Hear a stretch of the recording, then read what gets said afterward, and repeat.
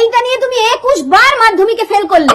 Fail করিনি বউ, fail করোনি তো কি করেছো? মাস্টার বলেছে আমি নাকি পরীক্ষায় পাস করতে পারিনি। এই তোমাকে আর পড়তে হবে না। আর পড়বো না? না। ঠিক আছে, তাহলে এবার থেকে শুধু লিখবো। লিখবে না? বানান জানো তুমি? বানানো? কি বানাতে হবে বউ? বাচ্চা বানাবো? এই দেখো বাচ্চা, এই বাচ্চা বাচ্চা বাচ্চা বাচ্চা বাচ্চা, এই দেখো বউ বাচ্চা বানিয়েছি। বাচ্চাটা তো ভালোই বানাতে পারো। বানান লিখতে বলেছি, বানান। বানান হ্যাঁ, মাধ্যমিক বানান লেখো। লিখবো? লেখো। মাধ্যমিক? হ্যাঁ, মাধ্যমিক। মাধ্যমিক रुको जरा। মা দা মায় হচ্ছে খা মাধ্যমিক। আবার মাধ্যমিক লিখেছি। মাধ্যমিক। মা দেখো আমি মাধ্যমিকে পাশ করেছি। 630?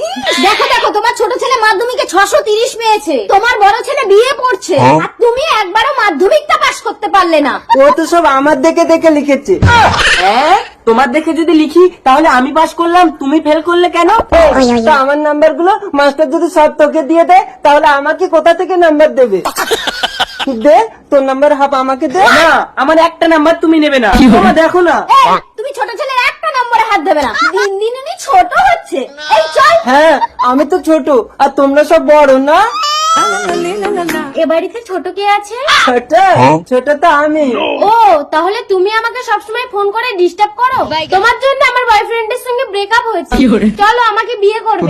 চলো বিয়ে করবো। আরে বাবা, এটা তো আমার। এই, তোমাকে বলেছি না ছোট ছেলের কোনো জিনিসে তুমি হাত দেবে না।